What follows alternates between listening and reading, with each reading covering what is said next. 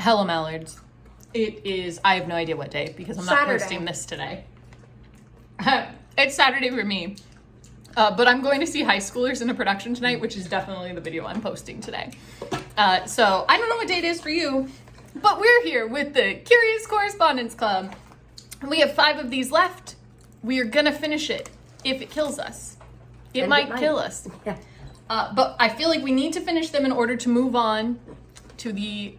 With our lives. Mm-hmm. Yeah, and to the new subscription that I got for this year. So welcome to Thornhill Forest, Chapter 8. This is our set. I mean, look, Megan, it looks like a hiking map. Maybe this is the one for you. I'm hype. Mm-hmm. As hype as I can be. Yep. Are you ready to take over the reading? You can just read a little bit for the video, and then we'll continue. I'll just read a little bit in general. You're standing in a forest and you can't see anything that's going on around. There are rusty signs, a vast curtain of chain link fence, and a thicket. Okay. There's also razor wire on top of the chain link fence for some reason. This is a very well protected forest. It's damp. I guess it rained recently. And Arjun, who we've definitely met before, but whom I do not remember. I think it was maybe is the guy who van. picked us up in a van. Yeah. Mm-hmm. Oh, that's what we did last time. We did the stuff in the van with all the computers. Awful. The worst one. By far. There are puddles, and we're like jumping to meet Arjun, and he says, "You're gonna need this where you're going, friend. That's Thornhill Forest," and gives us a backpack.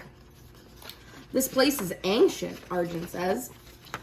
You can see "keep out" signs, and Arjun pulls a frown. He says, "It used to belong to everyone. Something crashed to Earth here thousands of years ago. One of our artifacts, no doubt. Local legend says not even a single blade of grass would grow in these hills. Then, after it fell, an entire forest burst from the ground in less than a century. It's remarkable." Wow. That's not all.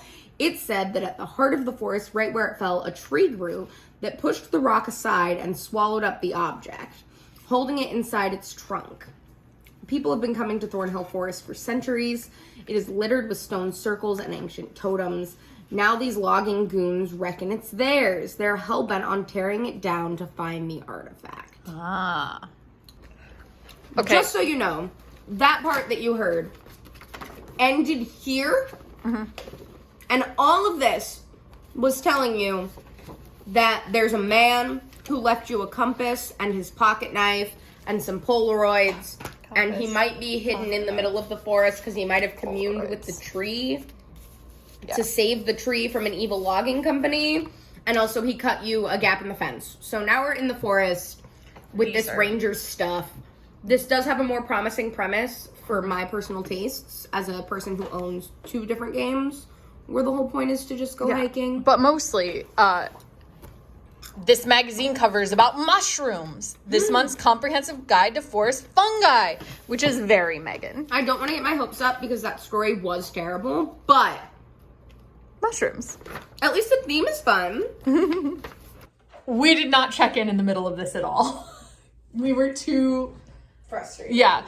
The answer is I needed my phone the entire time to look up hints. I would say that the logic of the order to do things in made sense to me the whole time. That's true. And that's my biggest problem is not knowing, like having to look at the hints order to just know what order you're supposed to go in.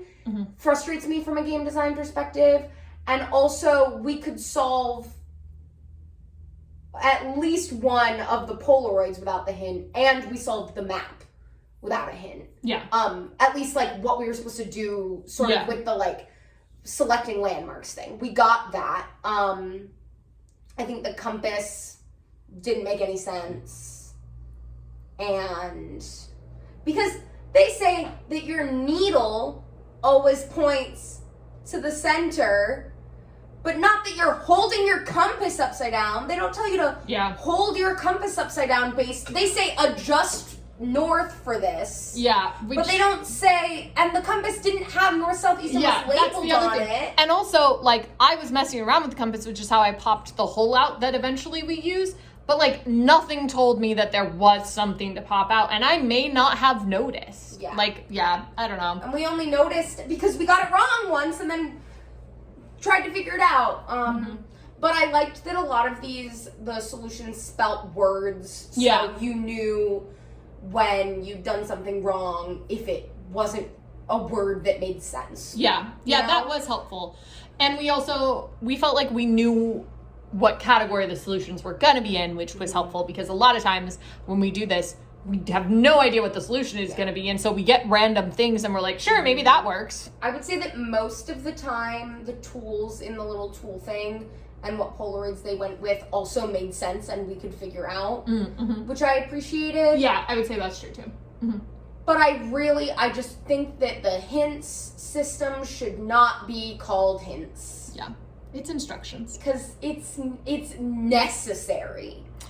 So we might do another one. We might not. If we don't, actually, even if we do, this video, you know, our recap of Thornhill Forest and our frustrations is long enough. So Megan, I'll see you tomorrow.